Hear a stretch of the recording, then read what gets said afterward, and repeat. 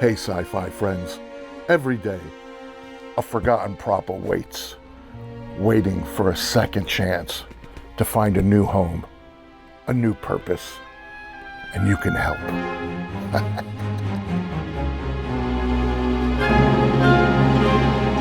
Hey, how's it going? Anthony Fro here at Create Sci-Fi. Well, we're wrapping up the prop sale to support the post-production of my short film, Starfisher. If you follow the channel, you know what that's about. If you're new here, welcome. So I make the props and the costumes for the short film. Then, once the film comes out, you have an insight, sort of a behind the scenes of how everything was made. Mostly just illustrating that it's possible. I talk about that in my book. Every prop sale will come with a signed copy of my book. There's also signed copies of the book on eBay. And this has been doing wonderfully for all you who have participated so far. Thank you so much. We're so close. We're so very close. So there's just a few items left. And then I added a few things because in the last video, when I was looking around, I was like, oh, right. I forgot. And you know what? Now that I'm looking around my shop, there's probably a couple other things that I could put up there. So, like this one, which is actually screen used in a couple things. This is in my first Galactic Galaxy. Space warrior lady? Statistically, it is impossible for us to outnumber them. However, if we flank them with our smaller forces here and here. And this third paint job, if you notice that, in Starfisher, I just had it as a background thing, but I'm not gonna say this is screen used because I'm not sure if you actually do see it in Starfisher. Custom made, cool badges, and this came out really cool. And I think I excluded it from the first sale because I like it so much, but we gotta get Starfisher made.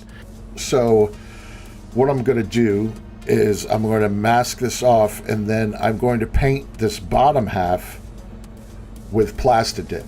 Right. This is one of my supermarket spaceships. This is a shampoo bottle. These, I believe, are hair rollers. I use a lot of hair rollers and a lot of Greeblies. Universal Greebly. I definitely went through a Universal Greebly stage.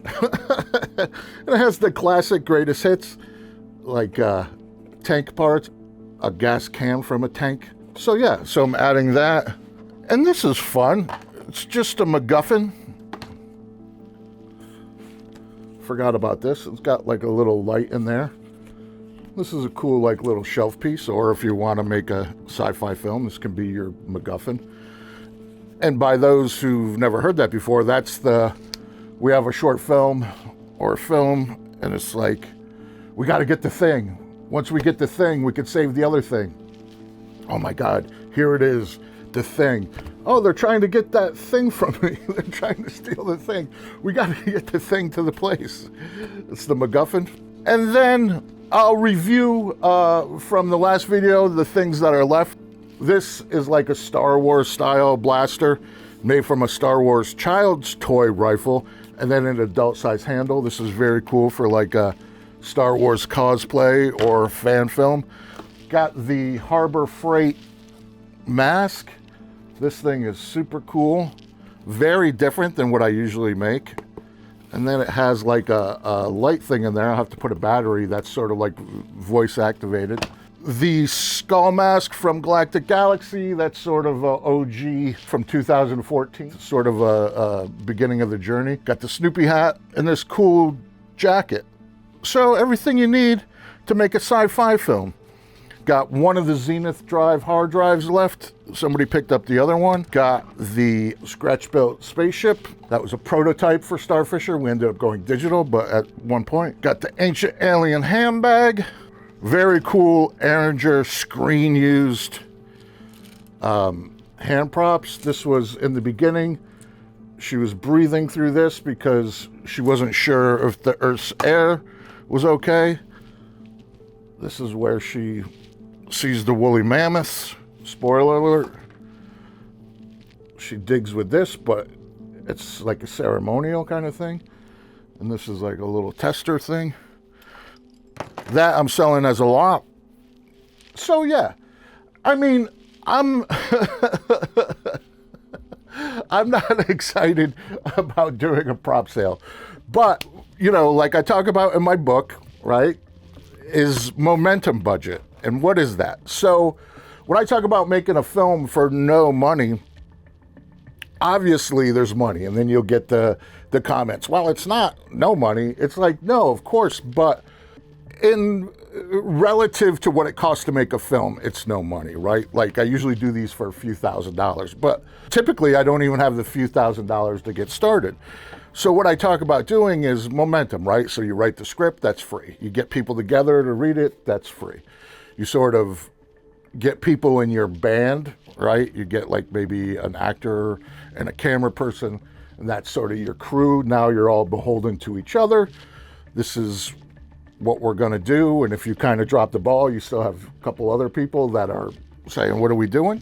And then you book a date to shoot it. You don't have the money to shoot it. You got to figure out how to shoot it, right? And I'm practicing what I preach and, well, write about with Starfisher, where, you know, I willed that film into existence. I had no budget for it, but I started the process, right?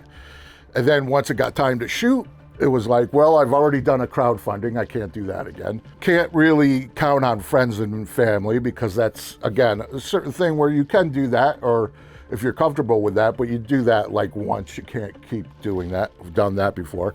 Max out a credit card, done that before. Can never do that again. So I was like, okay, following my own advice, I was like, oh, I have all these props over the years. I'm going to sell them, and that's what's going to pay for the film, right? So in your case, it might be whatever it is you do. You do landscaping, or maybe you make things on Etsy, or maybe you don't make anything at all. And it's like, instead of going on your yearly vacation, you stay home and you use that money to make a film, et cetera, et cetera. It's all in the book. And like I said, the book is not a technical filmmaking guide.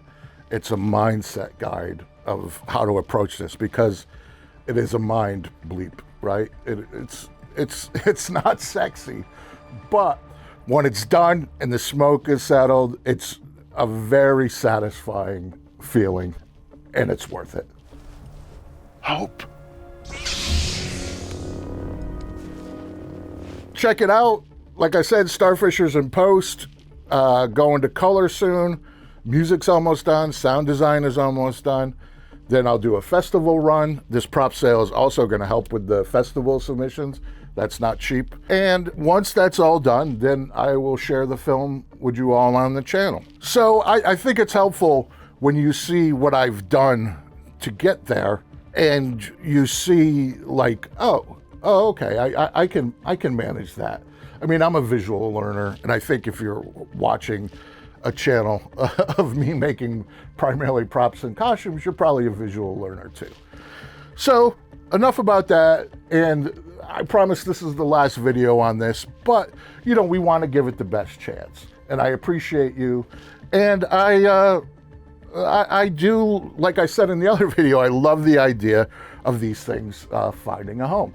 As always, check out the Patreon. Check out my book. You can buy it online. Buy a prop. You'll get a free copy of the book signed.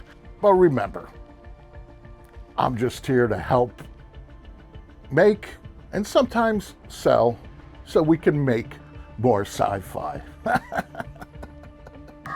Hey, I'm just the avatar, but you might want to check out this video, maybe that video. For sure, subscribe if you haven't, and check out the merch. Buy some merch, that really helps. But hey, what do I know? I'm just the avatar.